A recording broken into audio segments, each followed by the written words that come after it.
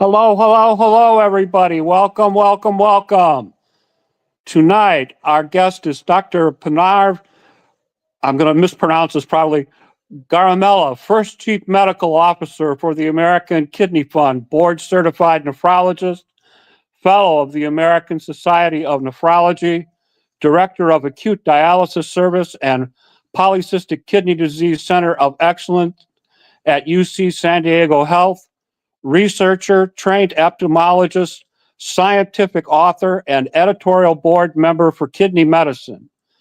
Dr. Garimella, God, Jim, Dr. Garimella earned his medical degree from the Jawahar Institute of Postgraduate Medical Education and Research in Pondicherry, India, and an MPH in epidemiology from the University of Minnesota School of Health. He completed a fellowship in nephrology at Tufts Medical Center in Boston and a residency in internal medicine at John H. Stroger Jr. Hospital of Cook County in Chicago. He is a board certified nephrologist and the director of Acute Dialysis Services and the Polycystic Kidney Disease Center of Excellence, where he cares for patients with a range of acute and chronic kidney diseases.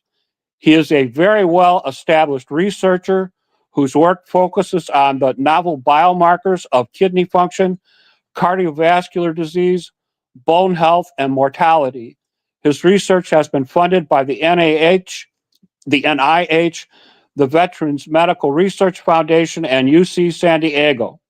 As a scientific medical officer or author, he has written several book chapters and over 110 articles in peer-reviewed medical journals, including the Annuals of Internal Medicine, the Journal of the American Society of Nephrology, and Kidney International. He serves on the editorial board for Kidney Medicine and as an ad hoc reviewer for multiple journals, including the New England Journal of Medicine, the Clinical Journal of the American Society of Nephrology, the Osteosclerosis, Thrombosis, and Vascular Biology, the American Journal of Kidney Diseases, and Clinical Nephrology. He has also received several awards for his research, clinical work, professionalism, and teaching, and is a fellow of the American Society of Nephrology. As a leader in nephrology, Doctor serves as co-chair of the PKD Foundation Centers of Excellence Program Advisory Committee and was a member of the ASN Quality Committee for 6 years and was chosen to be a California Health Care Foundation Leadership Program Fellow. Please give a warm welcome to our extra special guest, Dr. Pranav Garimella is with us tonight. I'm sorry, Doc. How do you pronounce that last name? Thank you, Jim. Thank you for having me. It's easy. If you can say mozzarella, you can say garimella. Garimella. Okay. There you go. Mozzarella's a favorite of mine, so I ought to be able to keep that straight. Did I state Welcome to everything know. correctly in the introduction? You did. You went into great details, and I appreciate that. And thank you. But yes, I think you pretty much summed up what I've been doing for the last 26 years in about 2 minutes. So thank you. You're welcome. Please tell us a little bit about where you grew up, your education, and your employment experiences. So as you started off, Jim, I got my medical degree in India. So before that, I spent my formative years in India. I was I was born actually in Iran, where my parents were physicians, and so perhaps not surprising as the child of two physicians to end up being a doctor myself. I grew up in the south of India in a city called Hyderabad, where it gets quite hot. It gets to about 110, 115 Fahrenheit most of the year. And from there, I went on to further south in India in Pondicherry, which was actually a French colony until the 1960s. So most people there speak French even today. And a lot of people actually are dual citizens of India and France. And the interesting thing is, in India, unlike the United States, you go to med school straight out of high school. So I was 18 when I went to med school, and I spent the next 6 years there in medical school, and 1 year of internship looking at treating a variety of illnesses that we perhaps don't see as often in the Western world. And it was after that that I moved to the United States in my early 20s to go to grad school at the University of Minnesota. And I can tell you that coming from 110 Fahrenheit to -40 was quite an experience. My first winter in Minnesota, I will never forget, the Midwest. I then spent quite a lot of time there. I spent a few more years in Chicago training in internal medicine, and from there moved to Boston, which ended up being the warmest city I lived in the United States for a long time. And once I finished training in Boston in nephrology and specifically getting my training in polycystic kidney disease, which is my area of clinical and research interest, I decided to trade my ice picks and snow showels in for the flip flops and move all the way across the country to San Diego. And I've been at UC San Diego now for about 9 years, and I serve in a variety of roles within the health system in clinical leadership, program development, and working with fellows and residents and medical students and helping train the next generation of clinicians, in addition to my clinical and research portfolio that I can talk about later. So that's me in a nutshell, and that's that's been my primary work for the last 9 years. Okay. Let's talk about your recent appointment as the first medical director for the American Kidney Fund. I understand that you were appointed in January of 2025. Is that correct? That is correct. It's been about 3 months, and it's been an exciting role uh, to join the American Kidney Fund as their inaugural chief medical officer. What are your duties and responsibilities as the CMO for the AKF? That's a broad question, so I'll break it down. So the American Kidney Fund, for those of you who are already aware of it, is probably the largest patient advocacy organization for kidney disease in the United States, providing education, resources, financial aid in need to patients on dialysis, requiring transplantation, those who have emergency need. And over the last 50 years, the organization has grown incredibly and has now moved into earlier kidney disease detection, rare kidney diseases, and working with organizations that are patient focused, specifically with patient advocacy groups and policy groups. And in nephrology specifically, over the last 10 years, there's been a lot of excitement because we finally have treatments for a variety of diseases that we didn't have, say, 10, 15 years ago. Innovation in nephrology therapeutics had been stagnant for almost 30 years. And in the last 15 years, we have at least four new classes of medications to treat people with diabetes and kidney disease, people treat people. We have two or three new drugs to treat IgA. We have a drug to treat polycystic kidney diseases. And there has been a huge influx of companies really moving into the nephrology space because there is potential to actually move the needle in terms of outcomes. And so, in that sense, the American Kidney Fund has been engaged very closely with policy, pharma, and patient advocacy groups. And having a clinician in a position being able to understand some of the clinical need there is, provide a perspective of what I'm seeing in clinic, in dialysis units, in hospitals as I see patients, and what that can be translated to, or how some of the programs we are prioritizing as part of the American Kidney Fund can use clinical input from, is what really my role involves.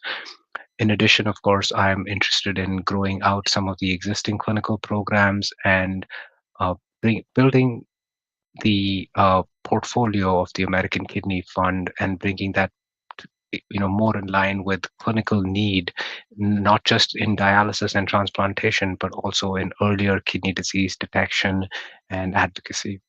And so those are broadly some of the roles I am involved with.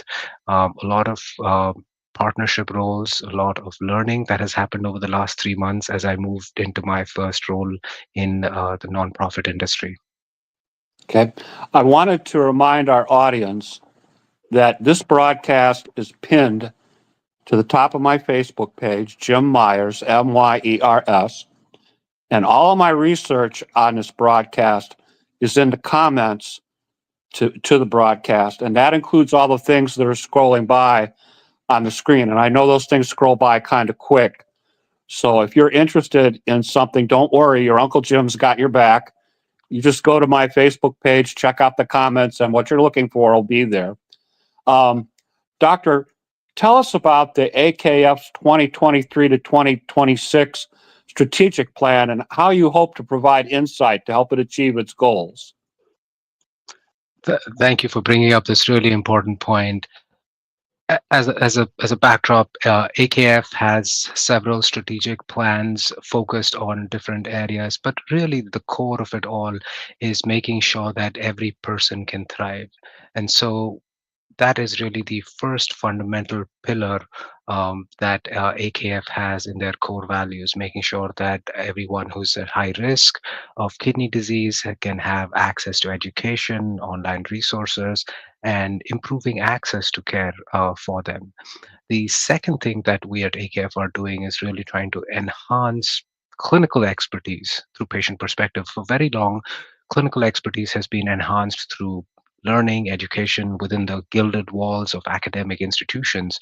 But patients have unique perspectives that clinicians can really benefit from understanding. And so making sure that the patient voice is heard, that they are sitting on advisory boards, that each of us who run institutions or centers of excellence have patient engagement and communication is really something that the AKF strives for. The third thing perhaps is elevating kidney disease really as a policy priority. And I say this because heart disease, stroke, and diabetes have historically been recognized as the forefront of, and cancer have been recognized as the primary causes of morbidity and mortality. And kidney disease has almost taken a backseat somewhat as the poor cousin to all these conditions. But we know that kidney disease is silent, it's progressive, and the vast majority of people don't know that they have it. So ensuring that there is policy to address that, there is policy to address early detection and diagnosis is something that the AKF is really committed to. And in line, and perhaps the last two things that really make up AKF's core pillars are making sure that patients are empowered to be their own advocates. And we do this through kidney health coaches and kidney ambassadors, where we provide tools and platforms for patients to really effectively communicate and make sure that they can advocate for their own needs, not just with their clinicians, but also to help people like them who may not know where to look for these right tools.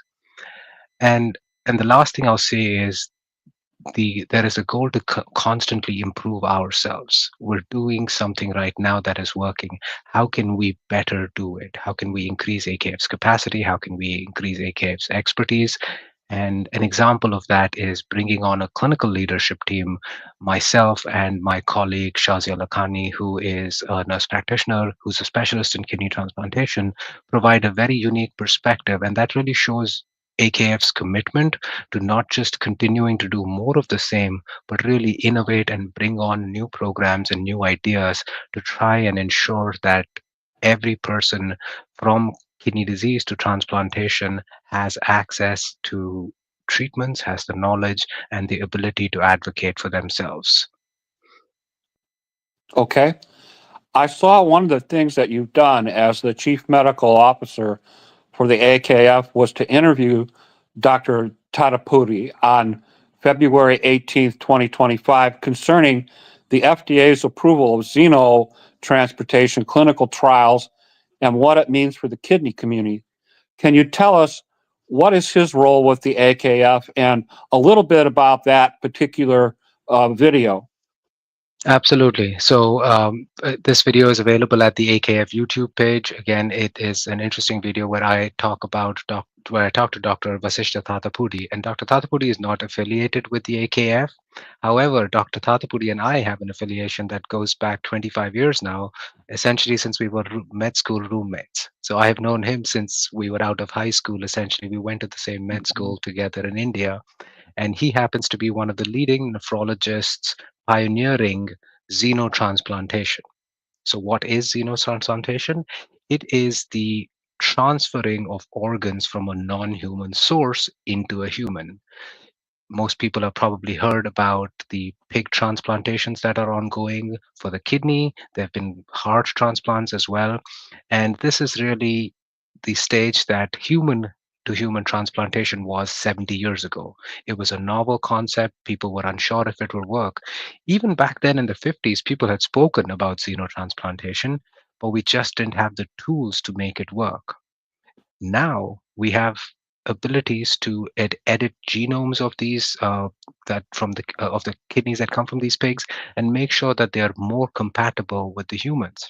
And so in this conversation that I had with him, I delved into the need for doing this kind of xenotransplantation, which really stems from the fact that there are hundreds of thousands of patients with kidney disease on the transplant list today.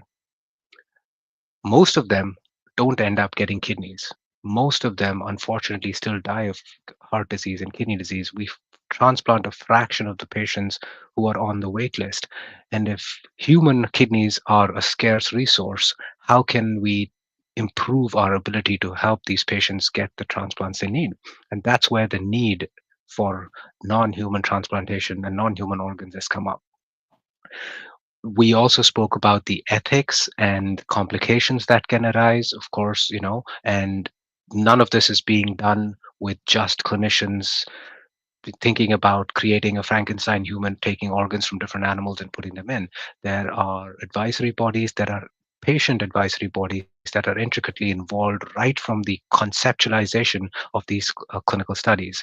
And the reason I had this conversation with him was that the FDA finally provided the green light for two organizations that make these edited genome kidneys to go into clinical trials for humans. So previously, this kind of transplantation would be done in extreme cases as compassionate use, where patients didn't have any other outcome. They were not eligible, perhaps, for a kidney transplant.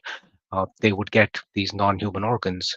But now the FDA is allowing patients to be enrolled for clinical studies using these pig kidneys. And I think that is a huge step forward because for far too long we've perhaps been too conservative. And now that we have a technique that may help people live longer, we really need to see how to better use it in humans.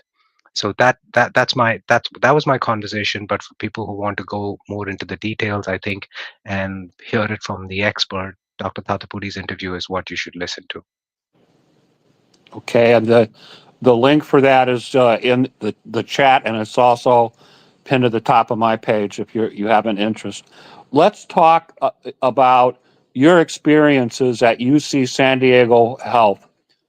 First, I understand that you are a board certified nephrologist and that you have been elected as a fellow of the American Society of Nephrology in 2016. Can you please explain to us what those terms mean? And what I understand is not every doctor is board certified or is a fellow. So, Correct. So most doctors have to be a board certified in some specialty if you've done anything after medical school. So this could be board certified in internal medicine, board certified in family practice, board certified in surgery. Beyond that, you could further specialize in cardiology, nephrology, hematology, oncology, etc. Some physicians could be board eligible, meaning they have completed their residency requirements and can practice medicine and have either not had the opportunity to or not chosen to take that examination. And hence, they're not certified by the one of two bodies that exist that can certify physicians. So that is what board certification means, which means that I completed 3 years of internal medicine, followed by clinical training in nephrology, and I'm also research certified in nephrology. And so those are the certifications I hold. You're right about the fellowship, though. Being a fellow of an organization requires the evidence of either some form of excellence in clinical care, academia, research, or advocacy. And this could be publishing a certain number of papers. This could be developing a novel teaching curriculum. This could be the development of a clinical program that is regionally or nationally or internationally known. And so when you meet one or more of these criteria, the American Society of Nephrology, which is the largest scientific organization in the country for kidney specialists, awards this honor to people who have met this certification, saying that they are considered a fellow, and that is what that part of my certification means. Excellent. Excellent. At UC San Diego Health, you are the director of acute dialysis services. Can you please describe your duties and responsibilities as director? Absolutely. So this is something that is a core part of my job at UC San Diego. Everyone knows, not I wouldn't say everyone knows, but people who have kidney failure require dialysis or transplantation. And if you can't get a transplant, people end up doing dialysis. For most people, this ends up being hemodialysis, in which the blood is cleaned through a machine. Most of people in the country do hemodialysis in outpatient dialysis clinics, going 3 to 4 times a week. If any of these patients were to fall acutely ill and get admitted in the hospital, we continue this form of dialysis. And if patients are severely ill and require admission to an ICU, sometimes we have to change the form of dialysis from 2 or 3 or 4 times weekly to a 24 by 7 dialysis that we do that's called continuous kidney replacement therapy. So it's a slow form of dialysis in the ICU. All of these dialysis treatments that are done within UC San Diego Health, so within the hospital system, are under the purview of my clinical leadership. So I provide oversight, working with a team of 45 nurses, biomedical technicians who maintain the machines, quality analysts who look at the water safety profile. We have a team of administrators looking at quality metrics to ensure that we're providing the appropriate kind and quality of dialysis, and then making sure that we have plans for improvement year on year compared to what we're doing previously. So, acute dialysis is what happens when people who are receiving dialysis or anyone who develops new onset kidney failure in the hospital needing dialysis has to undergo. So that is what my role at UC San Diego involves with regard to that, which is essentially making sure that we provide high quality dialysis treatments for patients admitted inside the hospital, whatever the modality of dialysis be. All right. Let's talk for a minute about the PKD Centers of Excellence. What is a PKD Center of Excellence, and how does a hospital become a center of excellence? What's the criteria for selection? How does that process work? That is a great question. Thank you for asking it. And this really it brings up an important point because there are several diseases that hospitals and health systems have designated themselves as centers of excellence. Historically, polycystic kidney disease or PKD centers of excellence were kind of self designated. However, that meant that the care that a patient received when they were at one hospital or one health system versus another, if both were calling themselves centers of excellence, could be variable. In order to ensure that we provide the same high quality of care that is standardized across health systems, the PKD Foundation, several years ago, working with several experts in the field, decided to provide a certification to clinics, hospitals, and health systems to meet the benchmark of what they would consider clinical excellence.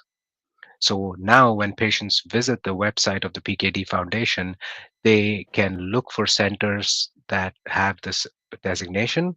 They can look for partner clinics which are certified, but not to the same extent as the PKD Centers of Excellence. To give you an example, we have a set of criteria for any health system to become a center of excellence or to be certified. They have to apply, to to the Polycystic Kidney Disease Foundation, and their applications are reviewed by a series of clinical experts, research experts, and patients. They have to have demonstrated PKD expertise in their clinic, meaning they have to have clinicians either trained in PKD, have a large PKD patient population that they care for, and the ability to provide multidisciplinary care. And that is critical for managing a lot of chronic kidney disease, especially diseases like PKD, which are not limited to the kidneys alone. And so they have to have neurologists, interventional radiologists, geneticists, liver doctors, stroke doctors, and dietitians, and even high risk obstetricians, because this is the team we need to make sure that we are providing high quality care. So if you meet these criteria and you can demonstrate that you have either ongoing research or the ability to direct patients to clinical research if needed, if you don't have it yourself, and you have a system where you can get patients in readily, have navigation services for them to help move through the complex web that healthcare is, and you have the ability to engage with the local PKD Foundation and advocate for these. If you check all of these boxes, that is when a center gets designated as a center of excellence. Now, it's possible that some of these places can meet certain criteria, but they're either not large enough or they don't have as many patients to provide those resources. In that situation, they're designated partner clinics, and by that, they are partnered with a center so that they can be mentored on how to grow and how to improve patient care for PKD patients. So typically, to answer your second part of how does a hospital become a center of excellence, uh, with regard to the PKD Foundation, at least, there is usually an annual call for applications. And so healthcare systems apply and they have to demonstrate that they meet all these criteria in order to ensure that they can be certified and provide an annual report to make sure that they maintain. This isn't something that you give out and then forget. Are you really living up to your mark? Are you getting these patients in? Are you providing the care that you promised you could or were providing? And those are some things that we look for. And also, we ask them to provide support letters from patients. So, that patient advisory council that they are supposed to have, do your patients also agree that you're providing excellent care? And while there'll be some variability across institutions this way, we are trying to standardize several things that PKD patients need in order to ensure a certain degree of clinical excellence that can be provided.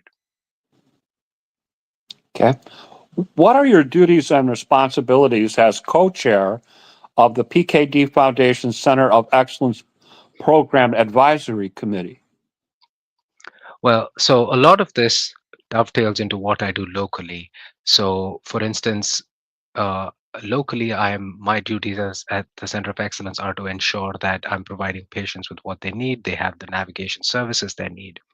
At the national level, me and my co-chair, Dr. Ronak at UC Southwestern, we evaluate these applications as they come in. We have a larger group of clinicians, experts, patients to whom we distribute the applications. It's like a grant review process at the NIH, essentially, where we evaluate the metrics each year, make sure that the metrics are aligned with what the PKD Foundation wants to do.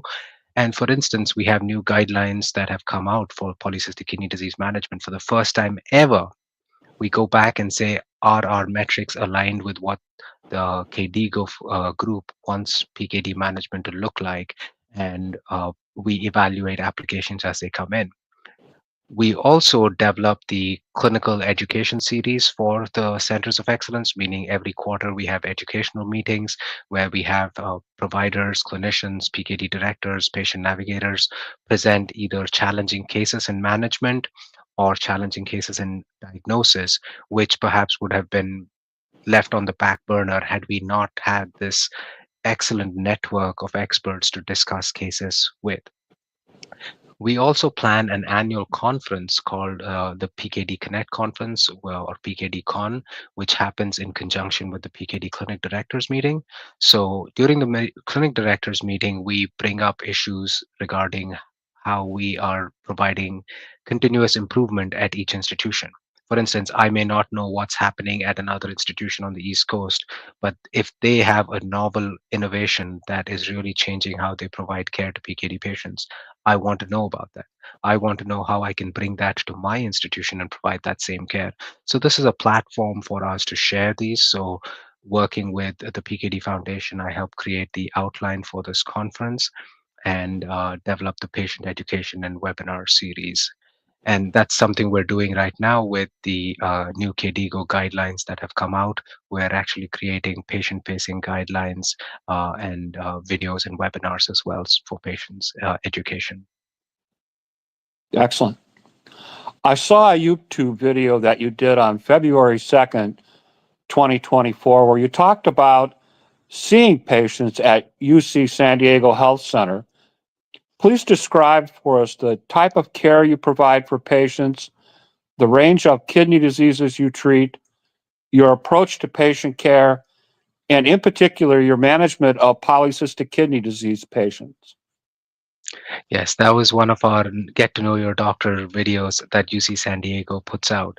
And in that, I describe my role. So some of which is the acute dialysis directorship, which is treating patients who have kidney disease leading to kidney failure who are admitted to the hospital. But outside of that, I also treat a variety of conditions, including diabetic kidney disease, uncontrolled hypertension. I take care of patients with lupus, IgA, or other glomerular diseases in my outpatient nephrology practice. And my mantra, perhaps I would call it, or my philosophy of patient care is really asking patients, what's most important to you at this time? And that's because for us, to me, looking at the numbers, I might have a sense of what is most important and what needs to be done, but that might not be what the patient wants, or that might not be in line with the goals of care for the patient. So making sure that I understand their needs and expectations is really my first step when I meet patients. I also have the opportunity to direct the PKD clinic, like you had earlier mentioned, and this gives me flexibility to develop clinical programs within UCSD for my PKD patient population specifically. And so, to give you an example, one of the things that I've heard from patients is that getting on the transplant list can be challenging. Understanding how to do all these tests that are needed to be eligible for a transplant is challenging. And the wait times for getting each of these tests is just so long that it's overwhelming. Well, what can we do? This is where our care navigation team comes in. So, one of our goals for this year is to have a care navigator who can ensure that all my patients who need transplantation have someone who can help them make these appointments, talk to the transplant team, get a checklist essentially of what needs to be done early on, and schedule, if not be able to facilitate that scheduling so that we decrease the administrative and almost the scheduling burden that patients have in addition to the clinical burden that they take on. So this is one small way I'm working to improve clinical care in my PKD population. The second thing that it should be done routinely and perhaps isn't is understanding the impact of PKD in patients' lives. PKD, unlike other kidney diseases, has physical symptoms. It has emotional, it has mental symptoms, there's guilt associated with it, and we don't talk about it often enough. We've actually developed, what I say we, the nephrology community has developed tools to objectively measure some of these, the PKD impact scale and the PKD pain scales, rather than just saying, do you have pain? Is there a way for me to better quantify that so that every 6 months when I come back and see a patient, I can actually track how they're doing on their pain? Are my interventions improving their care? And so something that I'm doing right now is to try and get these pain scales integrated into our check-in process. So when a patient with PKD comes to clinic, they actually fill out one of these scales every 6 months or annually so that I have an objective measure. So these are some of the smaller quality improvement tools that I'm looking at within my role as the PKD director at UC San Diego Health. Okay. Let's talk a little bit about some of your research work and some of the research work that you've done. Talk to us a little bit about the work that you've done in the area of novel biomarkers of kidney function. And please explain why this is important. Absolutely. So, for far too long, we've relied on creatinine and subsequently GFR to understand kidney function. And both of them have significant limitations, creatinine more than GFR. We've known about creatinine for almost 200 years now. And for over 100 years, we've used that same measure up until about 1999, where we first had the GFR equations introduced into clinical practice. Both of them change quite late in the course of disease. For a very long time, there are physiological and pathological changes that precede a true change in GFR that we often miss. Take the example of PKD. Most people don't end up with kidney failure until they are in their 40s, 50s, maybe even 60s. But that doesn't mean that's when kidney failure or changes in the kidney are starting. In fact, they're happening for decades before. So, my goal and the goal of several others that I work with is to understand whether novel blood tests and urine tests can predict which of these patients is going to progress, which of these patients on a certain treatment is going to respond, and which of these patients is at high risk for adverse outcome needing another intervention. There are several biomarkers right now in the sphere of nephrology, and these, most of them have been for acute kidney injury, which means sudden changes in kidney disease. But we now have certain biomarkers that we can use in diabetic kidney disease, for instance, to actually predict who's going to end up with kidney failure 5, even 10 years down the line. And I think these are powerful tools to help predict uh, uh, uh, outcomes and change the course. The second thing that we do is we don't just look at the filter of the kidney. GFR or glomerular filtration rate and creatinine both assess just filtration. The kidney is only 10% filtered. There's actually 90% of the kidney's cells do other things. So we are actually measuring several new biomarkers across the length of that kidney cell in hope that we can find patterns that indicate different types of damage and that can tell us about whether patients will respond to one treatment better, whether they need a dose adjustment in their antibiotic because of the segment that's injured, for instance, and really looking at ways to prevent kidney disease progression. So that segment is called the kidney tubule, and we look at kidney tubule biomarkers, and that's what my research for the last 10 to 12 years really has been in. Okay. Talk to us a little bit about your research with peripheral artery disease in patients with chronic kidney disease.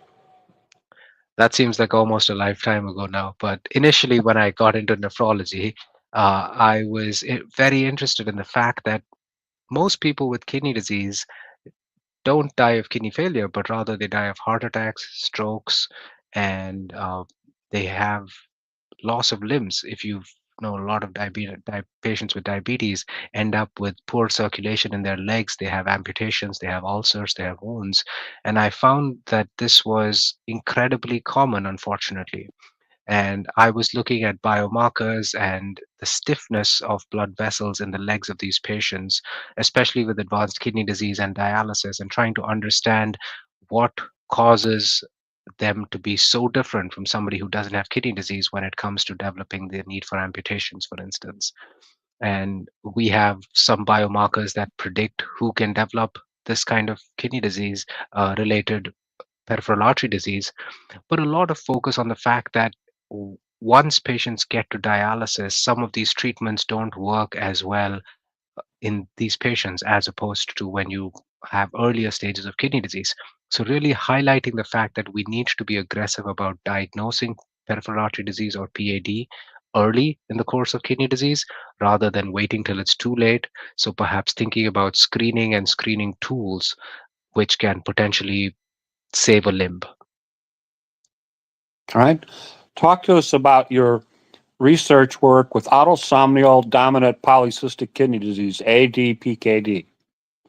Well, you've probably guessed by now that I like talking about PKD and working on PKD. And so at some point, I decided that I would marry my clinical and research interests, biomarkers and PKD together. And my research currently is funded by the NIH to understand some of these novel biomarkers in PKD specifically. PKD, for those who don't know, is a cystic disease of the tubules, not of the filter. It's the rest of that segment of the kidney that I spoke to you about. In fact, mostly the end portion or the distal tubule. And we still use kidney function assessment by GFR or creatinine, but those are, again, like I said, very late changing biomarkers. We have tools now that show us that some of these tubule biomarkers that our group and others work on change way earlier in the course of disease. And so my goal through research that I'm doing right now is understand, one, how do these biomarkers correlate with kidney volume, whether on ultrasound or MRI, which is really considered the gold standard risk prediction tool for PKD. And two, how do patients who are receiving active treatment for PKD respond based on their biomarker profile? And how do these biomarkers change, and does that predict long-term outcomes?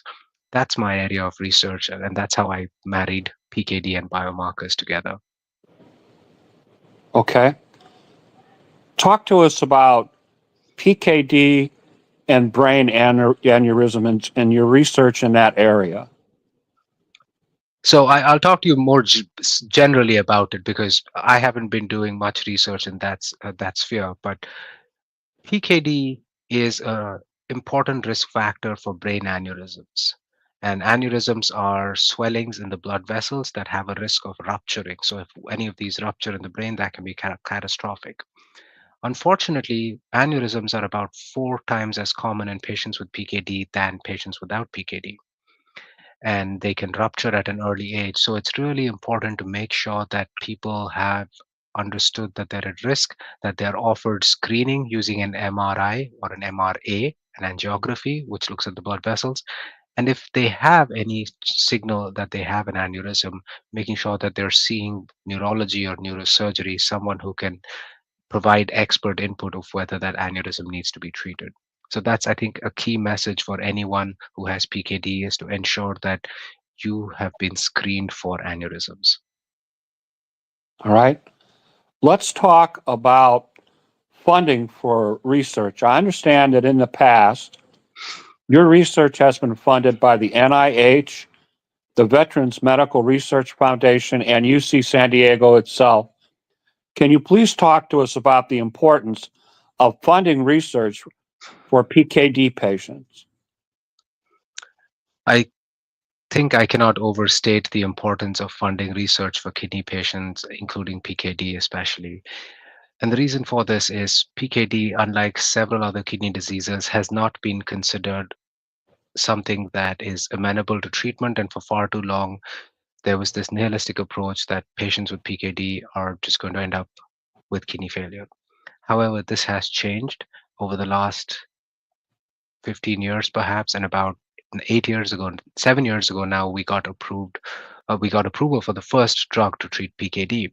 None of this would have been possible without the funding from the NIH and other institutions that provided the initial basic laboratory testing and research that showed that certain pathways are altered in PKD, certain pathways are potential targets, and then even testing some of these targets to look at the outcomes in PKD. Now, only after all that is done can industry commercialize this, create a molecule, and do a large clinical trial. So, funding for PKD, whether it's from the National Institutes of Health or the PKD Foundation, which has really been committed to providing millions of dollars of research to junior faculty, senior faculty, and for these centers of excellence to actually provide patient information and research platforms cannot be overstated. It's really important, and we need to ensure that this funding line remains in order for patients to have access to novel therapies. Otherwise, we risk once again falling into the dark ages of nephrology, as I call it, where we had maybe one tool and kept using that for all kidney disease. All right. Recently, I saw a Twitter post from the PKD Foundation that discussed the continuing resolution that passed both the House and the Senate approximately 30 days ago, where funding was cut from the congressionally directed medical research program from $1.5 billion to $650 million. Can you explain how this directly impacts PKD research and ultimately PKD patients like me? This is a really unfortunate situation to be in. A cut from 1.5 billion down to 670 million dollars is over a 50% cut. We've had high budgets, and despite that, we've been unable to move the needle on rare diseases like PKD because these diseases take time to progress. This is unlike cardiovascular disease or diabetic disease, which can show results in 1 to 2 years. PKD trials take a really long time to do, and the research, therefore, also requires funding to ensure that there is enough time for follow up. Unfortunately, this cut in funding, specifically for PKD, is going to have a negative downstream effect. First, there's just the fact that there's less money means that there's going to be less research grants funded. And that means there'll be smaller budgets per grant or fewer grants, which means that there's going to be a slower pace of discovery. And we really cannot afford to slow down discovery for patients with kidney disease. And the second thing is that ongoing or planned trials could be canceled or delayed.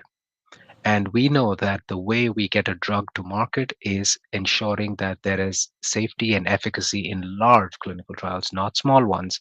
And it takes tens of millions of dollars to do a large clinical trial in PKD. So any delay by 1, 2, or 3 years could really set the field back. The third thing is that funding reductions are really a setback in science, in understanding disease mechanisms, and innovation gets stifled. If you have large funding mechanisms, there are projects that are aimed at early stage, high risk, and high reward research. This could be really paradigm shifting.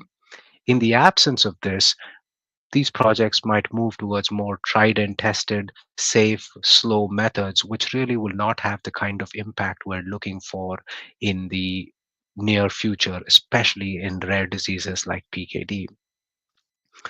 it's it, the lack of funding is going to have an incredible impact on patients. For instance, like I said, any of the above things that I spoke about would result in delayed access to new treatments. Patient diseases would worsen, and it's just the emotional and the financial toll that uh, your disease may not be prioritized for funding. And like you said, it's a congressional directed medical research program. So if the budget is cut, some diseases will likely fall off this list. The high visibility diseases like cancer, diabetes, stroke, and Alzheimer's may remain there, but that poor cousin, kidney disease, and the rare kidney disease is probably the ones that are going to be cut first. So this is an impact that could be devastating if we don't change it. And the last thing I'll say is funding is really important to make sure that there is a continuous stream of dedicated, talented researchers coming through who are committed to improving care and finding cures. I can tell you that had my early career not been funded by the NIH or by institutional foundation grants, I wouldn't be here today being able to do the research that I want to do, being able to work with the PKD Foundation in the scope that I am. And so ensuring that researchers who want to do the research have the ability to do so. I think preventing loss of talent is really critical. The nephrology research field is small. As someone who is looking at training programs, I can tell you that the number of people coming into nephrology is small. The number of people coming into nephrology who want to do research is even smaller. It's really hard to find incredibly talented researchers coming into a lot of nephrology programs. On top of that, you cut funding for them, and there is the opportunity to do patient care and ensure that they have a salary coming in. That's the easier way out for a lot of people. So loss of talent as a result of funding cuts would really have an impact on research and innovation in this field. I hate to be Okay. a I hate to be a someone who seems to be the bearer of bad news, but that is the reality. I'm glad that you spoke to us about this candidly. Let's talk about your work as a scientific medical office author and a trained epidemiologist. I understand that you've authored several books which would be used as medical textbooks for medical students or other board certified nephrologists, as well as other fellows in nephrology. Can you talk to us a little bit about that?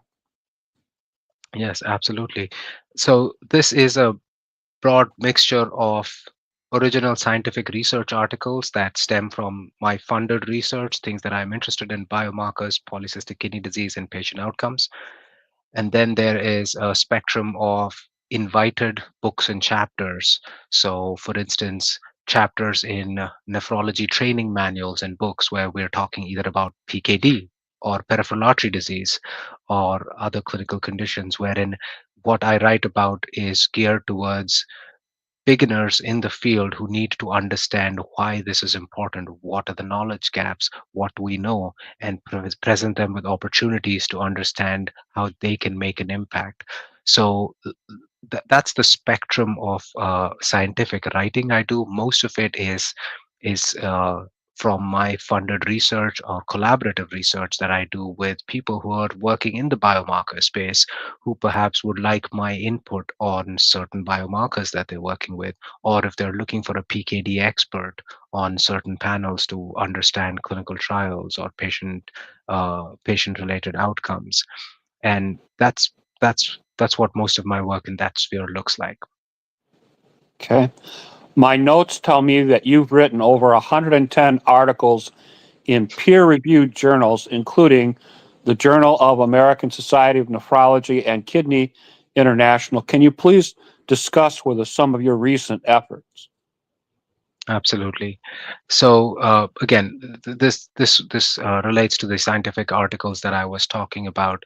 For instance, most recently, my research has looked to understand tubular secretion. So this is a essential kidney function that gets rid of quite a lot of toxins, medications, and maintains acid-base status. But we never really measure this because we've not had a good way to measure it, unlike creatinine and GFR. So our group and some others are working together to use novel techniques called mass spectroscopy to measure these biomarkers across the spectrum of people with different kidney functions. So people who have stage 1 CKD, stage 2, stage 3, and stage 4 CKD, to understand what their profile looks like. Second, I'm right now working to understand whether giving these patients different medications, for instance, antibiotics or some of the water pills that they're taking, could affect how these drugs are cleared based on their underlying secretion. For instance, we've shown that despite kidney function measured by GFR being the same, if you biopsy these patients, they have a lot of chronic changes in their kidney, and those changes really correlate with the secretion markers that I'm measuring. And this had never been shown before. So we're now going to measure these secretion markers in people with PKD. Again, because PKD is not a glomerular disease, it's not a disease of the filter, it's a disease of the tubules. And so I think the tubules will get affected first. And my hope is that we can identify patients at risk for progression using this much earlier than we currently do, and really change the paradigm for when we initiate treatment and how we monitor patients. You serve on the editorial board for kidney medicine. What are your duties and responsibilities there? So, scientific journals have the responsibility of being the gatekeepers for accurate information to the community. It's a responsibility that we are picked to do. It's a responsibility that some of us do in ad hoc. It's a responsibility that some of us do on a regular basis. Being on the editorial board of a journal essentially means that you are chosen by that journal to be one of their go-to members to evaluate articles, to provide commentaries on them, and serve as the handling editor if somebody is in conflict of interest. For instance, if one of the editors of that journal was an author on a paper being submitted to that journal, they could not handle that manuscript themselves because they had a conflict of interest. In that case, the journal would call upon someone like me who's on their editorial board to serve as the editor for that article, make sure that due process is followed, the peer reviews are appropriate, and that the manuscript is as accurate and as informative to the scientific community as can be.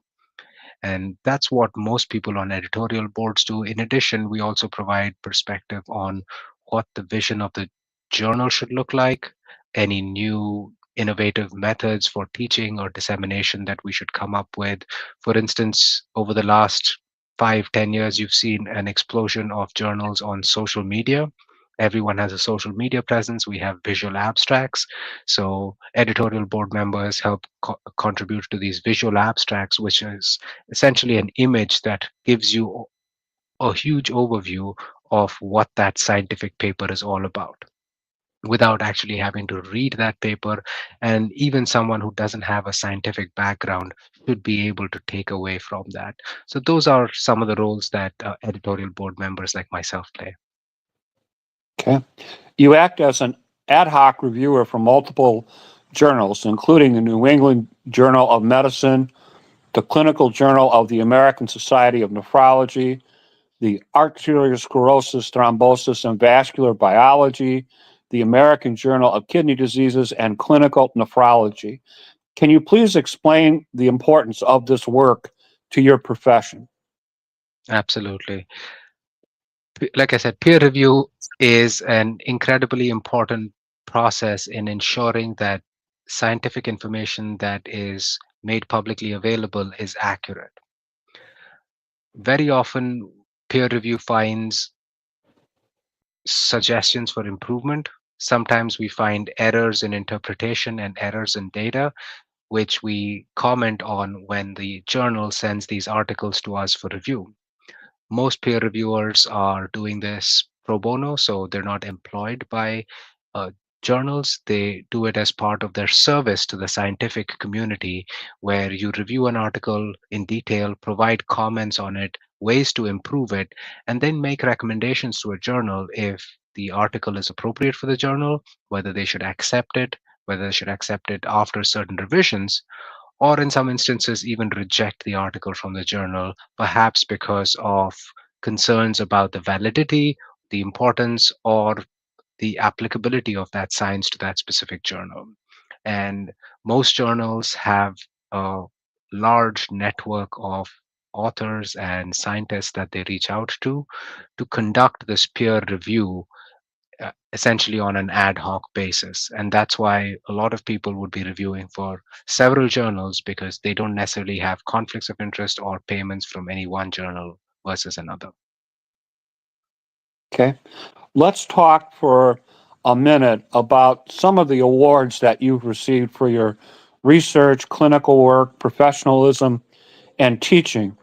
That would include things like top reviewer honors from the Annuals of Internal Medicine, the Ben J. Lips Fellowship Award from the American Society of Nephrology, the top oral abstract award by trainee at the American Society of Nephrology Kidney Week, recipient of the inaugural UC San Diego Health Medical Staff Physician Professional Award in 2022, the Most Valuable Professor Award from graduating nephrology fellows at UC San Diego, and your recent award from Nephew as a Neph Hero. How do you balance all of your time to help all of these groups? I'm not sure how I balance it in all honesty. Sometimes I feel I'm in a sailboat in a storm. I'm being tossed around a little bit on either direction. But again, these are things I love doing. I love my clinical work. I love research. I love teaching. And over the last few years, I've been involved more with quality advocacy and patient reported outcomes and patient groups. And so I have been working with uh, organizations that develop clinical education for patients. And that's how I've also, in 2025, ended up in the role of the chief medical officer. It's important to find something that you like doing and then figure out what within that space you can do well. For me, I did a lot of these biomarker and peripheral artery disease research over the last 10, 15 years. And like I told you earlier on, I realized that I really liked taking care of patients with PKD, the complexities, overall patient, not just the kidney function. And that's where I realized that there was a gap in understanding early detection of changes in the kidney function beyond current measures such as creatinine and GFR. And that's how I used my experience from biomarker development and biomarker understanding and brought that to PKD for my current research.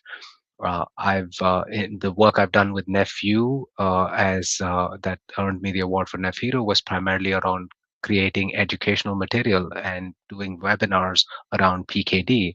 So again, finding something that you want to do. Some of the other awards relate to teaching. And again, when I'm in an academic institution, I constantly have residents, fellows, and trainees. And I think it's important to model some of that behavior, whether it's in patient care or empathy or scientific interests. And so I try and do what I can. Um, and it so happened that that year I was awarded the most valuable professorship. But again, I think the ability to be in academic medicine provides opportunities that perhaps would not have been there had I been in clinical practice outside of academia. And so I'm very thankful for my employer, my research that allows flexibility to spend time with people, talking to them about what I like doing, just like I'm doing here today. Wonderful. Do you have any work for the AKF, any research project, writing, webinars, professional meetings, or interviews coming up in the near future that you're excited about that you could talk to us about tonight? Well, the AKF is doing a lot of work. Particularly, we're very interested in understanding how we can move the needle on early kidney disease detection and how we can empower patients to understand what their kidney lab tests mean. For instance, a lot of patients don't know that they have protein in their urine or that protein in the urine can be bad. So making sure that patients are aware of the different types of protein and perhaps even asking them to understand what their kidney disease is due to, how we can take that information back to clinicians and show them gaps in patient knowledge and understanding, and developing toolkits and playbooks perhaps to improve that is something that we're really interested in. We have a large project called the Rare Kidney Disease or Unknown Kidney Disease Program that involves working with colleagues from industry and academia and patient groups to understand perspectives, needs in drug development and clinical trials. And I work with the American Society of Nephrology's Kidney Health Initiative, looking at specific rare kidney diseases such as APOL1 mediated kidney disease, which is something that specifically affects people of West and Central African origin and has historically not been at the forefront. So these are some of the projects I'm really working with right now, and I'm hoping that as I spend more time in this role, I will be able to have more of an impact by providing clinical direction. We're in the home stretch here, Doc. Do you have any final statements that you wish to make to our audience tonight before we conclude the broadcast? Well, I'll start by first thanking you for having me and having me talk about so many things about myself. People don't ask me to talk about myself for the most. They want to hear the science. So I appreciate this opportunity and I've had a great time talking to you about it. But really, most people who are probably listening to this are here for a reason. Either they have kidney disease or their loved ones have kidney disease, or they're caring for someone with kidney disease. And I think it's important to understand that kidney disease is silent. It can happen to anyone. It really needs awareness that needs to be spread. So if they're interested in becoming ambassadors, kidney coaches. There are opportunities to do this, to engage with local organizations. If someone has a specific disease that they want more information about, looking up the foundation. So it could be the PKD Foundation if you have PKD, if you have specific glomerular diseases like lupus, looking up the Lupus Foundation, there are a lot of resources that my patients still don't know. And if my patients still don't know it, I can only imagine that there are a lot of clinicians, patients who don't know that there are these resources. So please ask your doctors for resources. Please ask your primary care physicians for referrals to kidney doctors if you are concerned about your kidney function. I sometimes see patients who have relatively normal kidney function who are worried about a lab test, and they are relieved to hear that they don't have kidney disease. So sometimes, even if that referral means getting reassurance and ensuring that you don't have kidney disease, it's worth it. So if there is a need for that referral, please ask for it. And please advocate for yourself. Clinicians try and advocate, but you are your strongest advocate. You have symptoms, you know your bodies well enough. So please tell us, and keep advocating for kidney disease, because we really need to raise the awareness and the bar uh, for kidney disease, whether it's your local Congress leaders, whether it's on the state level, or whether it's at the federal level. We really need to do all we can to improve outcomes for patients with kidney disease. Wow, Doctor, what a terrific broadcast. I thank you so much for coming on and raising awareness and educating us about so many topics. And just your experience and your knowledge is so impressive. It's just wonderful that you gave us this opportunity to reach out to so many kidney patients. Well, thank you for the opportunity again, Jim, and I really appreciate it. No worries. I'm going to let you go. I kept you for almost an hour and 10 minutes, and I know you're on call tonight. So Thank you. that's our guy. He's just busy. What can I say? Trying to It's take an care of absolute patients pleasure. and look after guys like me. So I appreciate you coming on with us. I'm going to let you go. I have some things to button up with my audience, but thank you so much for coming on and making us all a little bit smarter. Wonderful. Thank you for having me. It was a pleasure. Bye bye. Bye bye now. Appreciate your contribution, Doc. Thank you. All right, that's our broadcast for this evening. Thank you for watching. Our next broadcast is next Wednesday, April 30th. I'm talking with Jim Urtel, long-time dialysis patient, kidney transplant recipient, and kidney advocate. Should be an interesting discussion with Jim. And of course, we have our regular broadcast on Friday. But I'll give you this much of a hint. We have a book author that's going to come on and talk to us with her husband. So should be interesting. So hang around next week. I will talk to you very, very soon. And thank you so much for tuning in. You have a great week, and I'll see you on Wednesday.